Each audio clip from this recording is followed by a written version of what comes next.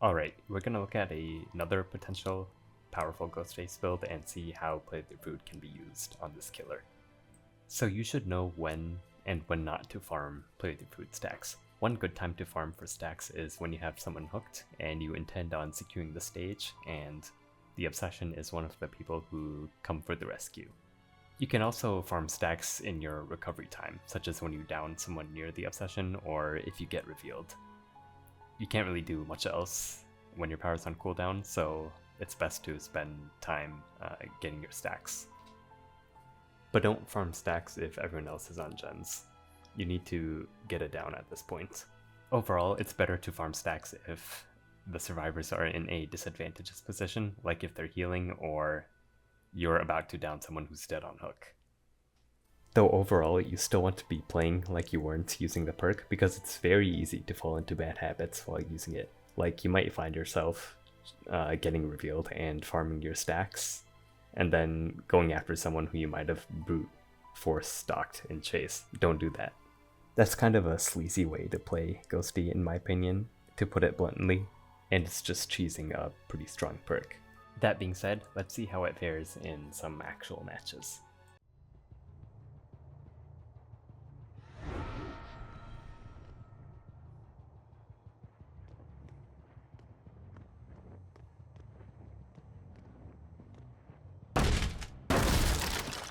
This gen's gonna be a little difficult to stalk from that side, so it might be better to break the wall to stalk from the doorway as well. It's usually better to go downstairs at the beginning, especially since all the open gens are down here.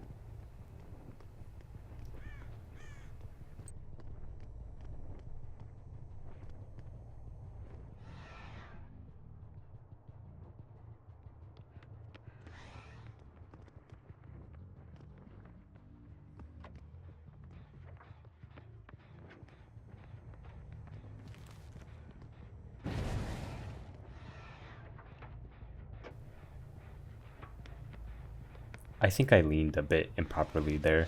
They likely should not have seen me.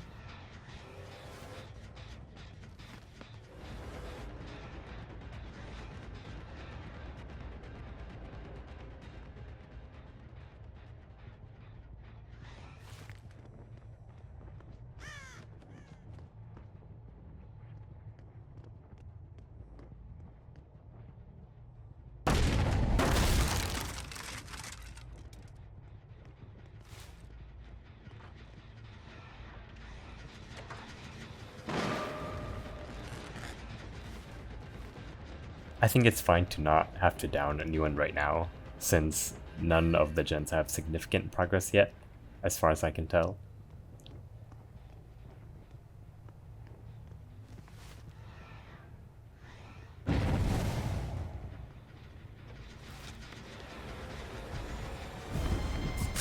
She got a little stuck there, but with my Play Their Food stack, I don't think there's anywhere she could have gone. And I get a stack quickly while Steve's in the area.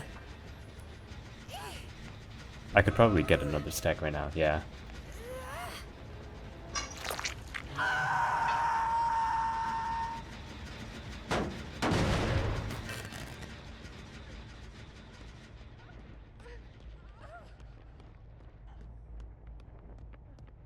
I'm also trying to get everyone almost fully stocked so that I can get the opportunity to hook someone in the corner and cut off rescuers, as that is the best strategy for Ghostface. Now that I have 3 stacks and Claudette messed up by touching the gen, I can down her here, but this time I can take her all the way to the basement with my 2 Play With Your Food stacks. Play With Your Food is also good at getting faraway hooks that might be more ideal for you. So basically like a discount agitation.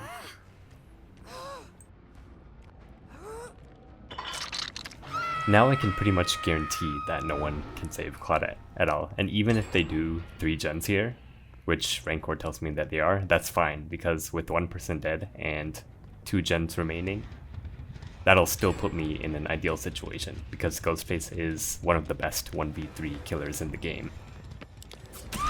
so don't be worried about having to secure a kill if you're gonna lose a couple gens. If one person is already gone, the match is pretty much in your favor as long as there's at least one gen remaining. And this is a lot different from killers like Huntress, who can still lose if there's one gen remaining and at least 2 survivors left. So clearly the best strategy here is to get at least one person out of the game.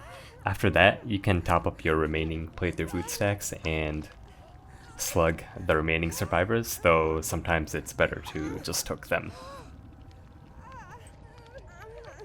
Even if Nia didn't try to go for the save here, I could easily decide to leave my spot near the basement and down someone at a nearby gen, then quickly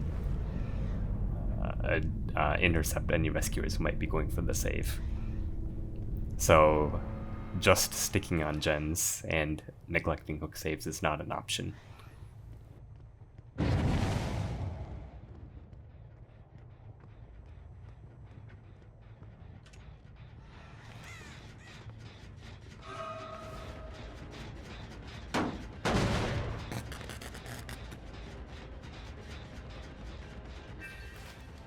I usually try to avoid downing the Obsession because of Rancor, though it's not always a bad idea to hook them if you have to.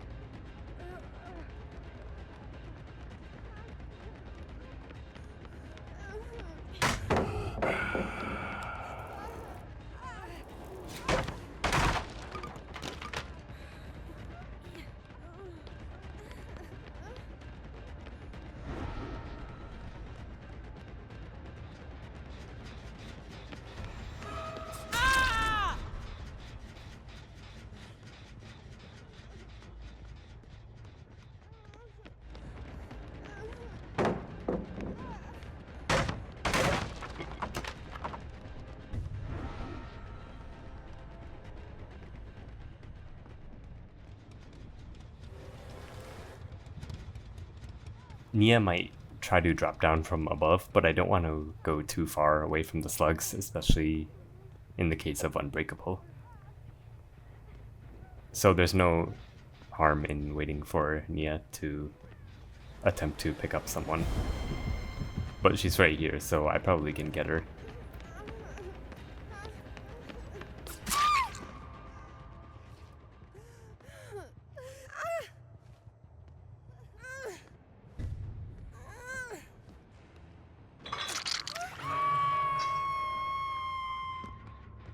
This is probably one of the more cleaner results I've gotten, involving the fewest number of hooks.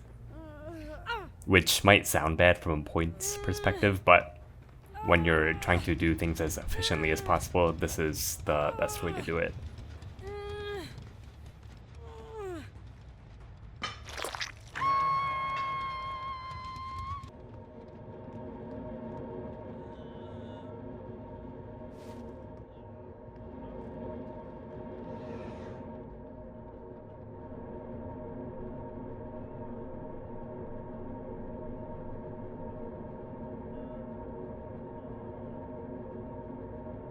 I think those results were pretty solid, so we can go ahead and reward ourselves with a Rancor.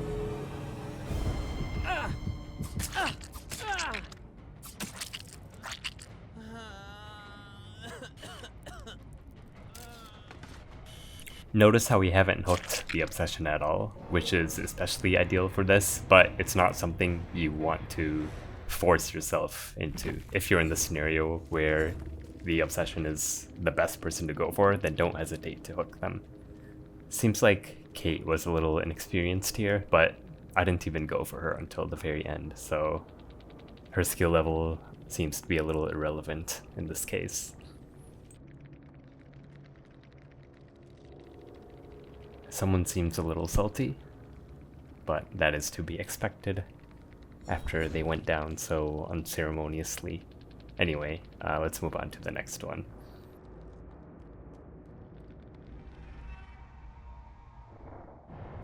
So this is a match against 3 legacy players on a map that's not that bad for Ghosty, though both of us made some mistakes that would change the advantage throughout the match.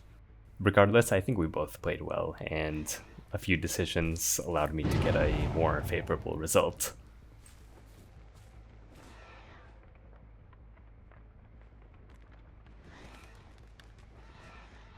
My stealth was a bit off here. I shouldn't have stayed in that wide line of sight area. Dwight could have easily warned them of my approach. They're in a tile gym, which is usually pretty ideal for Ghosty, though they should have seen the stocks that I'm doing here. And I should have marked them both, actually. Right here, I was only trying to mark one without marking the other, but in these scenarios, you actually do want to mark both because the other person can easily body block for the marked survivor. You'll lose a stock for that, but that's the best result you can get against a strong team.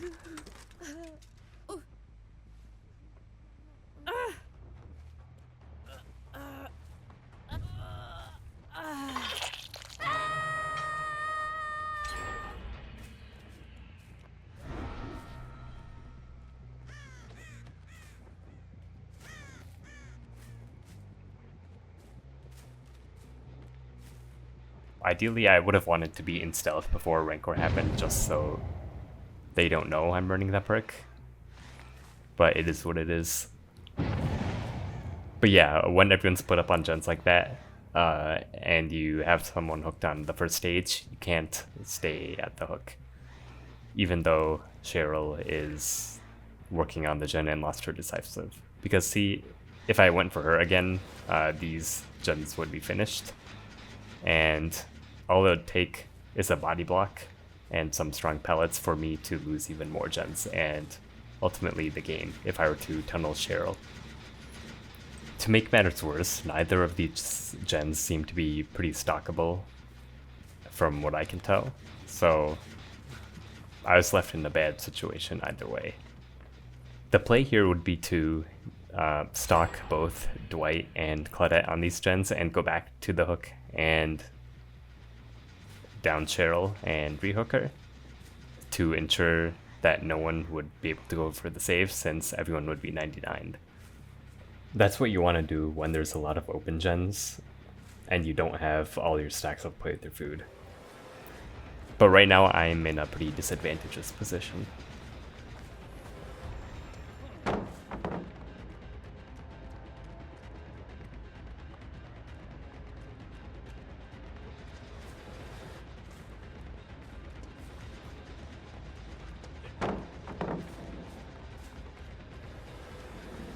Dwight has some pretty strong loops, and I can't really stay here, but it seems like he mind-gamed himself.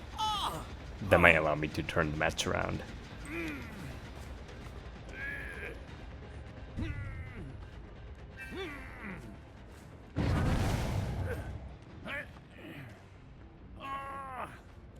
One might think the best thing to do in this situation would be to camp Dwight to death, especially since the 299 Claudettes are near me and Cheryl is far away. But this is actually incorrect because they can just stick to their gens, and even though I can try to bait mark one of them, it'll still be difficult for me to get another person before they finish all the gens while Dwight's still on the hook. I have to go for Cheryl on the other side of the map while they're preoccupied with saving Dwight. And if I do get Cheryl here, that might put the game in my advantage again.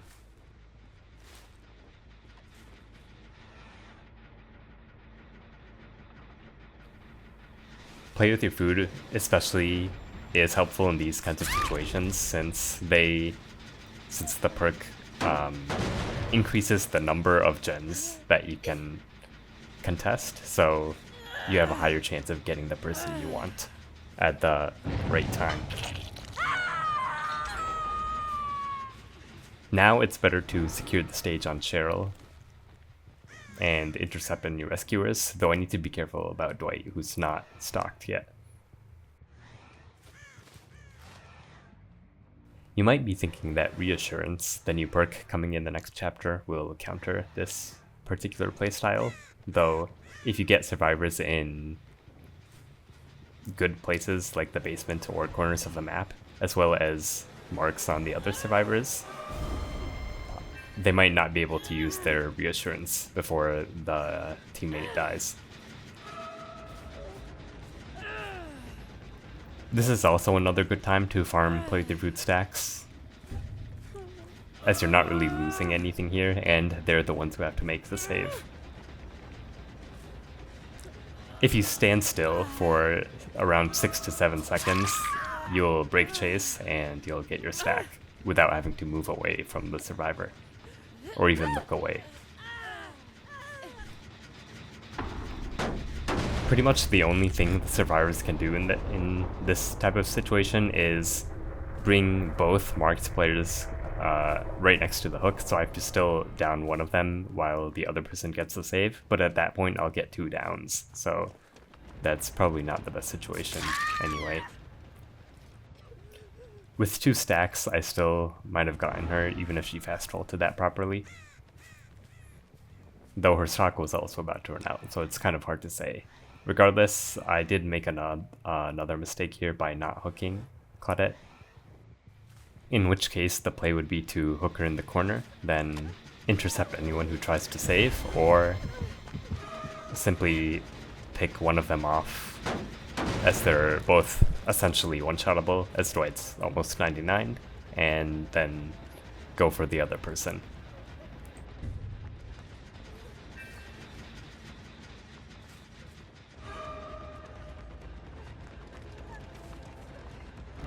Farming stacks may not have been the best play here.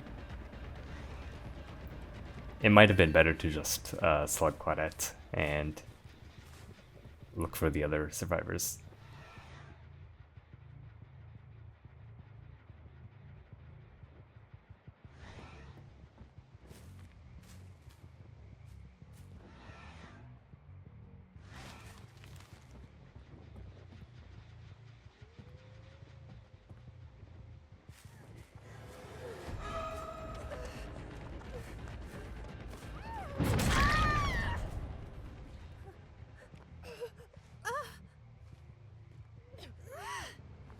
So here, I should have kept her slugged, though I was a little worried about Unbreakable and her finishing the gen, but I did end up breaking one of the most important Ghostface rules by hooking someone who already unhooked a teammate, and sure enough she had Deliverance. Now this puts me back in a disadvantageous situation, where either Claudette can do their respective gens.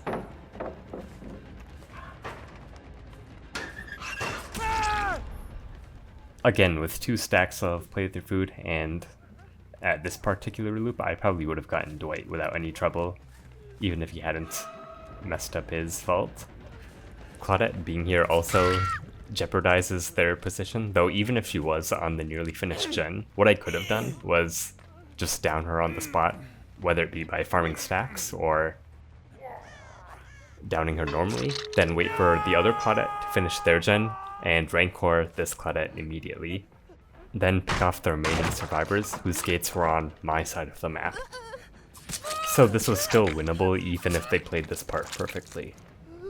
Also, if you're using Rancor and you're in a losing game, one thing you could do is stay near the Obsession until the last gen gets done, then down them and moy them instantly, and you'll still have time to get one more person, so that's pretty much a guaranteed 2k if you're running the perk.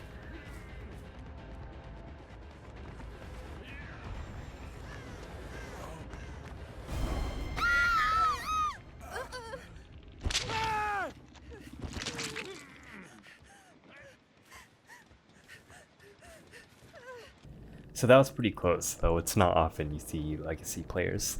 Well, hope you enjoyed, good luck, and I'll see you in the next one.